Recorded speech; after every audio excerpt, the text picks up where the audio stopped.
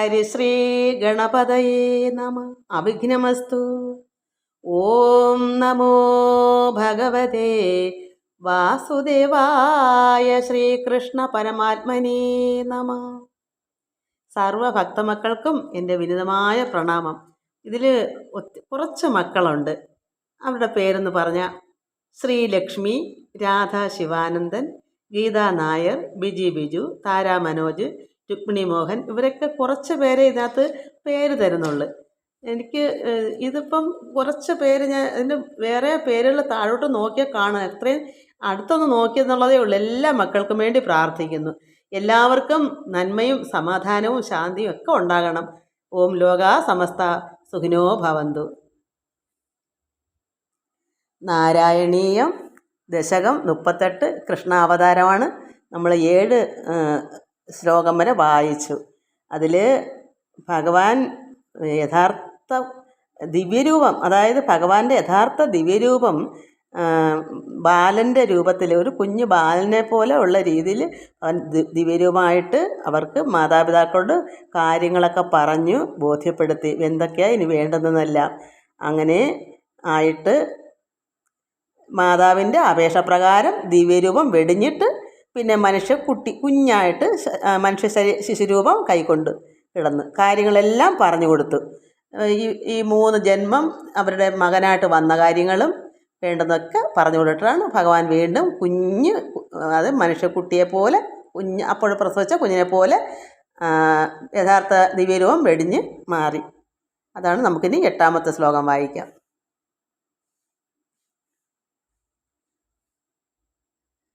ശ്ലോകം 8.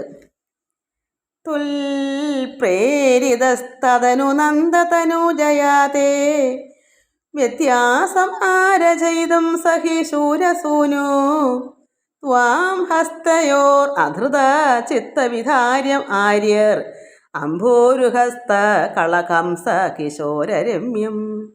ത്വൽപ്രേരിതസ്തനു നന്ദതനുജയാതേ വ്യത്യാസം ആരചയിതും സഹി ശൂരസൂനു ത്വാം ഹസ്തയോർ അധൃത ചിത്തവിധാര്യം ആരേർ അംഭോരുഹസ്ത കളഹംസ കിശോരരമ്യം. അങ്ങനെ ഭഗവാൻ ബാലരൂപം വെടിഞ്ഞിട്ട് കുഞ്ഞായിട്ട് കിടന്ന സമയത്ത് ശൂരസേനൻ്റെ പുത്രനായ വസുദേവർ, അതായത് കൃഷ്ണൻ്റെ പിതാവായ വസുദേവർ ഭഗവാന്റെ പ്രേരണയാൽ, ഭഗവാൻ അതൊക്കെ പറഞ്ഞു കൊടുത്തിട്ടുണ്ട്, ആ പ്രേരണയാൽ നന്ദഗോപരുടെ മകളായ ശിശുവായി വച്ച് അവിടെ കുഞ്ഞു ജനിച്ചിട്ടുണ്ട്, മകൾ, അതായത് ദേവിയാണത്. ആ ശിശുവിനെ മാറ്റത്തിനൊരുങ്ങണം. കാരണം ഈ കുട്ടിയെ ഭഗവാൻ ഈ കുഞ്ഞിനെ നന്ദഗോപുരടുക്കെ കൊണ്ടുവച്ചിട്ട് അവിടുത്തെ പെൺകുട്ടിയെ തിരിച്ചിങ്ങോട്ടും കൊണ്ടുവന്നാൽ അതിനുവേണ്ടി ഒരുങ്ങുവാണ്. നന്ദഗോപരുടെ ഇളയ ശിശുവായ കുഞ്ഞിനെ മാറ്റത്തിനൊരുങ്ങി. അങ്ങനെ ശ്രേഷ്ഠരായ യോഗികൾക്ക് മാത്രം മനസ്സുകൊണ്ട് പ്രാപിക്കാൻ സാധിക്കുന്ന അങ്ങയെ, അതായത് ഒരു യോഗികളെന്ന് വെച്ചാൽ അത്ര ശ്രേഷ്ഠരായ യോഗികൾക്ക്, വെറും യോഗിയല്ല, ശ്രേഷ്ഠരായ യോഗികൾക്ക് മാത്രം മനസ്സുകൊണ്ട് പ്രാപിക്കാൻ സാധിക്കുന്ന ഭഗവാനെ താമരപ്പൂവിലിരിക്കുന്ന അരയന്ന ശിശുവിനെ പോലെ അഴകുളവാക്കിക്കൊണ്ട് 2 കൈകളിലുമായി എടുത്തു. അപ്പോൾ ഒരു ഭഗവാൻ ആ കുഞ്ഞിനെ, ആ കൃഷ്ണനെ മറ്റ് യോഗികൾക്കൊന്നും മനസ്സുകൊണ്ടേ പ്രാപിക്കാൻ പറ്റൂ. അങ്ങനെയുള്ള ഭഗവാനെ ഇവിടെ ആര് കൈകൊണ്ടെടുക്കുന്നു? താമരപ്പൂ പോലെ കൈകൊണ്ട് വസുദേവർ ആ ശിശുവിനെ അഴകുളവാക്കിക്കൊണ്ട് 2 കൈകളിലുമായി എടുത്തു. അരയന്നത്തെ എടുത്ത് കയ്യിലോട്ട് താമരപ്പൂലോട്ട് വയ്ക്കുന്നത് പോലെ ഈ കുഞ്ഞിനെ എടുക്കാനുള്ള ഭാഗ്യം ഈ വസുദേവർക്ക് വന്നു. ഒരു ശ്രേഷ്ഠരായ യോഗികൾക്ക് പോലും കിട്ടാത്ത ആ ഭാഗ്യം. നന്ദഗോപരുടെ പത്നി യശോദ ഈ സമയത്ത് ഒരു ശിശുവിനെ പ്രസവിച്ചിട്ടുണ്ട് എന്നാണ് അവിടെ പറഞ്ഞു കൊടുത്തത് ഭഗവാൻ. അങ്ങനെ നേരത്തെ പറഞ്ഞു കൊടുത്തു. ആ കുട്ടിയെ എടുത്തുകൊണ്ട് എന്നെ ആ സ്ഥാനത്ത് കിടത്തിയാൽ തൽക്കാലം ആപത്ത് നീങ്ങി നിൽക്കും. കാരണം അല്ലെങ്കിൽ എന്ത് വരും? കുഞ്ഞവിടെ ഇച്ചിരി വളർന്നു വരണ്ടേ? അപ്പോൾ അവിടെ ഒരു കുട്ടി വന്നാൽ കംസൻ അറിയത്തില്ലേ? അതുകൊണ്ടാണ് അങ്ങനെ ഭഗവാൻ പറഞ്ഞു കൊടുത്ത് ആപത്ത് നീങ്ങിക്കിട്ടും. ആപത്ത് നമുക്കറിയാം എന്താ ആപത്തെന്ന്. അപ്പോൾ അതുകൊണ്ട് അങ്ങനെ ചെയ്യാ വാക്കനുസരിച്ച് അമ്പാടിയിലേക്ക് ദേവകീ പുത്രനെ കൊണ്ടാക്കി നന്ദജയെ അവിടുത്തെ പെൺകുട്ടിയെ പകരം കൊണ്ടുവരാൻ വസുദേവർ തുനിഞ്ഞു. അതിനാണ് കുഞ്ഞിനെ കയ്യിലെടുത്തത്. അങ്ങനെ ഭഗവാനെ അവിടേക്ക് കൊണ്ടുവച്ചിട്ട് അവിടുത്തെ കുഞ്ഞിനെ ഇങ്ങോട്ട് കൈമാറ്റം. അങ്ങനെ പക്ഷെ ഇതാർക്കും അറിയത്തില്ല. ഇവിടെ വസുദേവർക്ക് മാത്രമേ ഇതറിയത്തുള്ളൂ. അങ്ങനെ ചെയ്യാനുള്ള പരിപാടിയാണ് അവിടെ വസുദേവർ അതിന് തുനിയുന്നത്.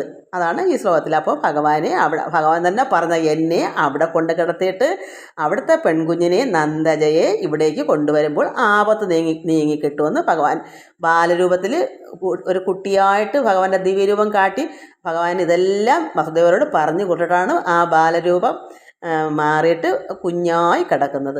അങ്ങനെ ആ കുഞ്ഞിനെ താമര കൈ പോലുള്ള അതിലെടുത്ത് എടുത്തോട്ട് പോകാനുള്ള പുറപ്പാടിലാണ്. നമുക്കിനി 9ാമത്തെ ശ്ലോകം വായിക്കാം. ശ്ലോകം 9.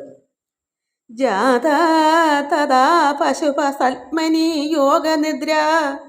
നിദ്രാവിമുദ്രിതം അഥാകൃത പൗരലോകം ത്വൽപ്രേരണാൽ കിമിഹ ചിത്രം അചേതനേറിയൽ തെളിയുന്നില്ല. ദ്വാരൈ സ്വയം വിഘടി സംഘടിതൈ സുഗാഢം ജാതാ തഥാ പശുപസൽമനി നിദ്രാവിമുദ്രിതം അഥാകൃത പൗരലോകം ത്വൽപ്രേരണാൽ കിമിഹ ചിത്രം അചേതനേറിയൽ ദ്വാരൈ സ്വയം വിഘടി സംഘടിതൈ സുഗാഢം.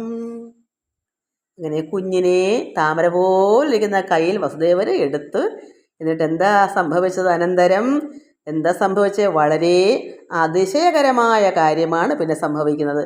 ആ സമയം കുഞ്ഞിനെ അങ്ങോട്ട് എടുക്കുമ്പോൾ അവിടെ ചങ്ങലയ്ക്കൊക്കെ ഇട്ടേക്കാണ്, കാരാഗൃഹം പോലെ അടച്ചിട്ടേക്കാണ്, ജയിൽ പോലെ.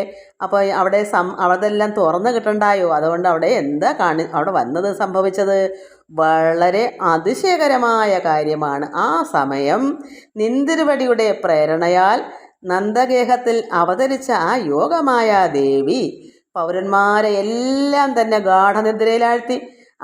അവിടെ നന്ദഗോപരുടെ കുഞ്ഞ് ജനിച്ചത് ആരാ? ഭഗവാന്റെ വിഷ്ണു മായയാണ്. ഇവിടെ കൃഷ്ണനെങ്കിൽ ആ കൃഷ്ണൻ്റെ മായയാണ് അവിടെ അവതരിച്ചേക്കുന്നത്. ആ യോഗമായ ദേവിയുടെ ആ മായ കൊണ്ട് ഇവിടെ കിടക്കുന്ന ഈ ഭഗവാന്റെ വസുദേവരുടെ വീട്ടിലെ പൗരന്മാരെല്ലാം അവിടെ കാവലായിട്ടുണ്ട്. എപ്പോഴാ പ്രസവിക്കുന്ന കുഞ്ഞിനെ കൊണ്ട് കംസനെ കാണിക്കണ്ടേ? അങ്ങനെ പൗരന്മാരെല്ലാം തന്നെ ഗാഠനിദ്രയിലാഴ്ത്തി. ആരാ? യോഗമായാദേവി. അവിടെ ജനിച്ച കുട്ടി അത് മായയാണല്ലോ, ഭഗവാന്റെ മായാദേവിയാണ്. അങ്ങനെ ഇവരെല്ലാം ഗാഠനിദ്രയിലാഴ്ത്തിയിട്ട് എല്ലാവരും മായയ്ക്ക് വശംവദരായി, നിദ്രാദേവിക്ക് അധീനരായി. നിദ്രാദേവി അങ്ങനെ മായയാണ് ഇങ്ങനെ സംഭവിപ്പിക്കുന്നത്. അങ്ങനെ അവരാരും അറിഞ്ഞില്ല. എല്ലാവരും അതിഭയങ്കര കഠിനമായ ഉറക്കം. ഇതിലെന്താശ്ചര്യമാണ്? ഭഗവാന്റെ ഇച്ഛയ്ക്ക് അതീതമായി ഒന്നുമില്ലല്ലോ. ഭഗവാന്റെ ഇച്ഛയാണല്ലോ ഇതെല്ലാം നടക്കുന്നത്. നന്നായി അടച്ചു പൂട്ടിയിരുന്ന കാരാഗൃഹ വാതിലുകളെല്ലാം തന്നെത്താനങ്ങ് തുറന്നു. ഭഗവാനോട് ഇറങ്ങി ഭഗവാനും കൊണ്ട് പോണ്ടേ വസുദേവർക്ക്. അപ്പോൾ അവിടെ ഭഗവാന്റെ മായ അവിടെ അവതരിച്ചേക്കുമല്ലേ. അപ്പോൾ പൂട്ടിയിട്ടിരുന്ന കാരാഗൃഹം വാതിലുകളെല്ലാം തന്നെത്താൻ തുറന്നു. ഇവിടെ ഭഗവാന്റെ മായയുടെ മഹിമയാണ് വെളിവാകുന്നത്. അപ്പോൾ ഭഗവാന്റെ തന്നെ മായ അവിടെ അതെല്ലാം ചെയ്തു കൊടുക്കുന്നു, വിഷ്ണുമായ. അപ്പോൾ അവിടെ സന്തോഷമായിട്ട് വസുദേവർക്ക് വെളിയിലോട്ടിറങ്ങി. ആരും കാണാതെ അവരെ നിദ്ര ഭയങ്കര ഉറക്കമാണല്ലോ, ആരും അറിയുന്നില്ല. വാതിലെല്ലാം തനിയെ തുറന്ന്, കാലിലെ ചങ്ങലയെല്ലാം തന്നെ അഴിഞ്ഞു. ഇങ്ങനെ ഭഗവാൻ കുഞ്ഞിനെയും കൊണ്ട് അവിടേക്ക് പോകാനുള്ള ആണ് ഇത് പറയുന്നത്. നമുക്ക് അടുത്ത ശ്ലോകം എന്താന്ന് വായിക്കാം. ശ്ലോകം 10. ശേഷേണ ഭൂരിഭണവാരിത വാരിണാഥ സ്വൈരം പ്രദർശിത പഥോ മണിദീപിതേന ത്വാം ധാരയൻ സഖലു ധന്യതമാ പ്രദസ്തേ സോയം ത്വമീശാ മമ നാശയ രോഗവേഗാൻ. തെളിവങ്ങ് പോകുന്നു. ശേഷേണ ഭൂരിഭണവാരിത വാരിണാഥ സ്വൈരം പ്രദർശിത പഥോ മണിദീപിതേന ത്വാം ധാരയൻ സഖലു ധന്യതമ പ്രദസ്തേ സോയം ത്വമീശാ മമ നാശയ രോഗവേഗാൻ. അങ്ങനെ കുഞ്ഞിനെയും കൊണ്ട് കാരാഗൃഹത്തിൽ നിന്ന് വാതിലുകളെല്ലാം തന്നെത്താൻ തുറന്ന് ഇറങ്ങി. അനന്തരം അനന്തൻ്റെ അനേകം പത്തികൾ, നല്ല മഴയാണ്. ആ സമയത്ത്. അപ്പോൾ എന്ത് വന്നു, കുഞ്ഞെ കൊണ്ട് പോകണമെങ്കിൽ വെള്ളമൊക്കെ കുഞ്ഞിൻ്റെ പുറത്തൊക്കെ വീഴത്തില്ലേ? ഭഗവാൻ കള്ളക്കണ്ണൻ അനങ്ങാതെ കിഴങ്ങി ഇരിക്കത്തില്ലേ, വിറയ്ക്കത്തില്ലേ, അനങ്ങാൻ പറ്റുമോ, കരയാൻ പറ്റുമോ, എല്ലാവരും കേൾക്കത്തില്ലേ? അതുകൊണ്ട് അത് ഞാൻ എൻ്റെ അഭിപ്രായം പറഞ്ഞതാണേ. അങ്ങനെ അവിടെ അനന്തൻ്റെ അനേകം പത്തികളെ ശേഷൻ, അനന്തൻ വെച്ചാൽ ഭഗവാൻ കിടക്കുന്ന മെത്ത അനന്തനാണല്ലോ. ആ അനന്തൻ അനേകം പത്തികൾ വിരിച്ചതിനാൽ മഴ കൊള്ളാതെയും അവയിലുള്ള നാഗരത്നങ്ങളാൽ നന്നായി തെളിഞ്ഞു കാണുന്ന വഴിയിലൂടെ ആ നാഗരത്നം കൊണ്ട് തിളങ്ങുമ്പോൾ വഴി നന്നായി ലൈറ്റ് അടിക്കുന്ന പോലെ തിളങ്ങും. അപ്പോൾ വഴി കാണാമല്ലോ, കുറ്റാക്കുറ്റി ഇരുട്ടായിരിക്കുമല്ലോ. മഴ വന്നാൽ രാത്രി ഭയങ്കര ഇരുട്ടാ. എന്താ അവിടെ നക്ഷത്രങ്ങളോ ചന്ദ്രനോ ഒന്നും കാണത്തില്ല, കാർമേഘം കൊണ്ട് എല്ലാം മൂടും. അപ്പോൾ ഭൂമിയിൽ ഭയങ്കര ഇരുട്ടായിരിക്കും. അവിടെ എന്ത് വന്നപ്പോൾ മഴ നനയാതിരിക്കാൻ അനന്തൻ്റെ പത്തികളും വിരിച്ചു. വഴി കാണുവാൻ എന്ത് ചെയ്ത്, അതിൻ്റെ നാഗരത്നങ്ങളാൽ നന്നായി തെളിഞ്ഞു കാണുന്ന വഴിയിലൂടെ യാതൊരു ബുദ്ധിമുട്ടുമില്ലാതെ ധന്യനായ വസുദേവർ ഭഗവാനെ എടുത്തുകൊണ്ട് പുറപ്പെട്ടു. അങ്ങനെയുള്ള ഭഗവാനെ ഈയുടെ ഭട്ടതിരിപ്പാട് പറയുന്നത് ഇതെല്ലാം പറഞ്ഞ് പുകഴ്ത്തി ഭഗവാൻ ഇങ്ങനെ വർണ്ണിക്കും. ഇതൊക്കെയാണ് ഭഗവാൻ ഇങ്ങനെയെല്ലാം കാട്ടിക്കൂട്ടുന്ന നാരായണ ഗുരുവായൂരപ്പ, അവിടുന്ന് എൻ്റെ രോഗശാന്തി വരുത്തി തരണമേന്ന് ഇദ്ദേഹവും പറയുന്നു. ഇത്രയൊക്കെ കാണിക്കുന്ന ഭഗവാൻ ഇത് വല്ലതാണോ? ഇത് അദ്ദേഹത്തിന് ഭക്തി വർദ്ധിക്കാൻ വേണ്ടി ഇങ്ങനെ വെച്ചേക്കുക. അദ്ദേഹം ഇങ്ങനെ ഭഗവാനെ വാഴ്ത്തി സ്തുതിച്ച് വർണ്ണിച്ച് വരുമ്പോൾ അദ്ദേഹത്തിൻ്റെ രോഗവും മാറും. അതിന് വേണ്ടിയിട്ട് ഭഗവാൻ ചെറിയ രോഗങ്ങൾ നമുക്ക് എല്ലാവർക്കും തരും മക്കളെ. എന്തിനാ നമ്മൾ എന്നാലേ ഭഗവാൻ അതിനെ അങ്ങോട്ട് വിളിക്കത്തുള്ളൂ. അതിനുവേണ്ടി ഭക്തി വർദ്ധിക്കാൻ വേണ്ടി ചെയ്യുന്ന പരിപാടിയാണ്.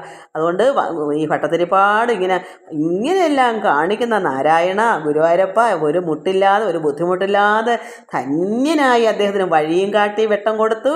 മഴ കൊള്ളാതിരിക്കാൻ അനേക പത്തികൾ വിരിച്ചു. അനന്തൻ്റെ ആ പത്തികൾ വിരിച്ചതുകൊണ്ട് മഴ കൊള്ളാതെ കുഞ്ഞിനെയും കൊണ്ട് പോയി. നാഗങ്ങളുടെ രത്നം കൊണ്ട്, ആ തലയിലെ തിളക്കം കൊണ്ട് വഴിയും നന്നായി കണ്ട് ഒരു ബുദ്ധിമുട്ടില്ലാതെ പോയ ഭഗവാനെ ഇതൊക്കെ ഇതെല്ലാം ചെയ്യിക്കുന്നത് ഭഗവാൻ. അപ്പോഴങ്ങനെയുള്ള നാരായണ എൻ്റെ രോഗശാന്തി വരുത്തി തരണമേന്ന് ഭട്ടതിരിപ്പാട് പറയുന്നു.